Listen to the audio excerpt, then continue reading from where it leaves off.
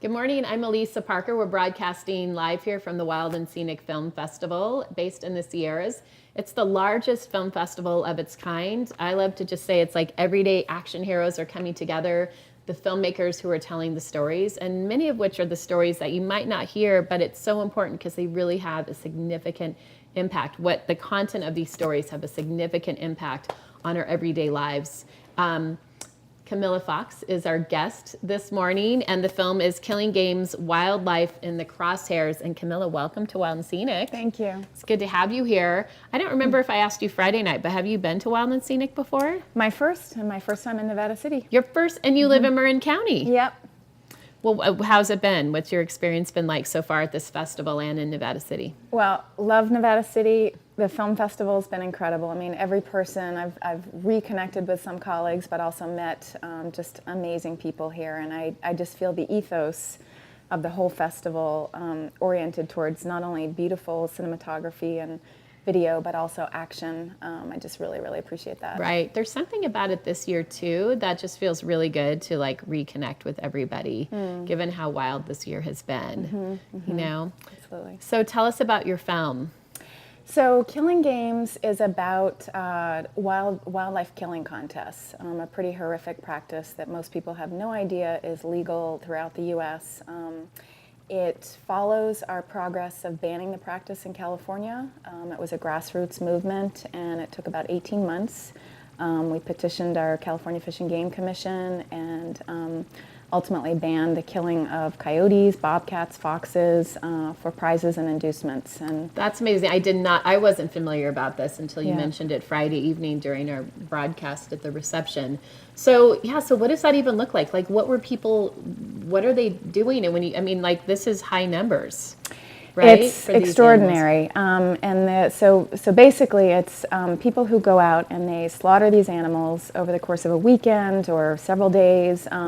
The person who kills the most or the largest wins a belt buckle, a rifle, some kind of trophy. And as I said, it's legal throughout the U.S. And really what it's showing is how unprotected these animals are. So that's the bigger picture, is that predators who we know are incredibly invaluable for healthy ecosystems are being slaughtered in vast numbers, and our state wildlife agencies aren't even monitoring these killing contests because of the fact that these species are unprotected. So it's a huge problem, but like I said, we led a campaign that was successful in California. Then we had other groups and individuals who said, I want to do it in my state. How did you do it? So we said, let's use the power of film and show how it was done. So the power of story has a huge influence on our culture. Yeah. So how did you get connected into this in the first place? Well, my story goes back a long time. I've been in environmental and animal protection for 20-something years. I founded Project Coyote about 10 years ago. This is our 10-year anniversary. So congratulations. Thank you. So I really saw a need for an organization that would be the voice for the most persecuted, misunderstood predators, and advocate them from a science-based approach, and also focus on education, because a lot of people just don't know why they're important, don't know what we're doing to them. So we're doing both. We're advocating to stop the most egregious ways that we kill these animals, and then we're working to show people how we can better coexist. So you're the founder of Project Coyote. So what was your motivating factor behind that? Prior to that, I had worked for 10 years for an organization called the Animal Protection Institute, now Born Free. And prior to that, I had done environmental conservation with Rainforest Action Network, among other organizations. And I saw the need for an organization that would really be the voice for these most maligned, misunderstood predators. Coyotes get a bad rap in this country, and wolves and other species, and so I brought together what I feel like is some of the best scientists in the world who have studied these animals, and so we come from everything that we do, advocacy, education, from this science-based approach, and I think that really helps our advocacy. So I felt that if I could combine those things, I could make a very powerful organization.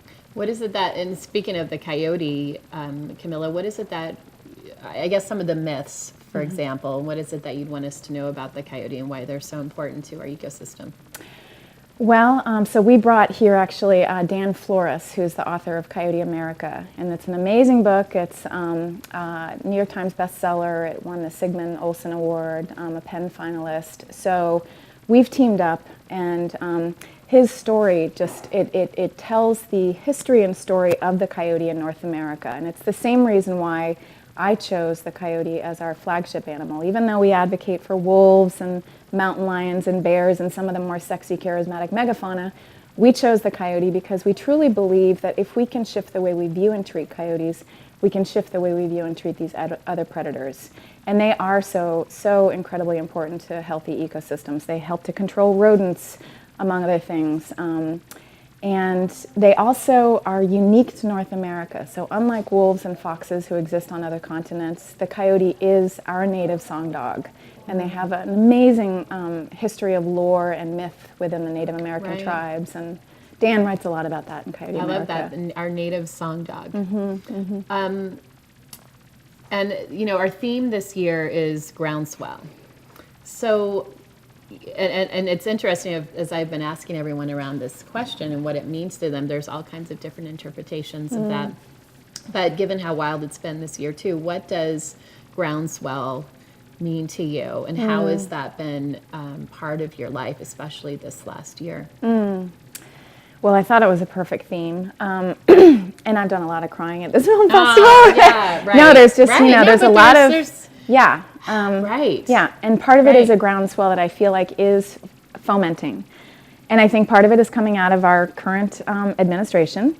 And I think there is a building force that is so energizing because people are coming together in community. They're coming together through film, and you feel it here. You feel that groundswell that change is on the horizon, and it's happening. It's happening right now. And for us at my organization, this film is highlighting a successful campaign effort that we hope with this film will promulgate, a national trend. And as we say, this country has banned dogfighting and cockfighting, and that was a state-by-state grassroots effort. We feel the same with killing contests that we started in California, and we can do it across the country. What are the top 3 things that the viewers can do right now, even from their homes, for example, around this? So the first thing I would say is to join Project Coyote's e-team. What's the website? So it's projectcoyote.org, and they will get not only our newsletters, but all of our action alerts. So when we're wanting and needing people to rise up the groundswell, we will alert them. So that's one thing. Another is to contact one's state legislators and let them know that they don't want their predators, their coyotes and wolves and bears and foxes mismanaged. We are working on a variety of bills across the country around that and building coalitions. A third is to make one's voice heard through letters to the editor and posting online comments. I mean, people actually read these, and people often feel disempowered, and so we're trying to show that, whether you like to write, whether you like to come and testify, whether you're an educator, go to our website. We have a plethora of resources that are free, downloadable. You can share with your community. We make those free to cities as well. So. Right. Camilla Fox, and the film is Killing Games, Wildlife in the Crosshairs. Is it screening again today? It is. When is it screening?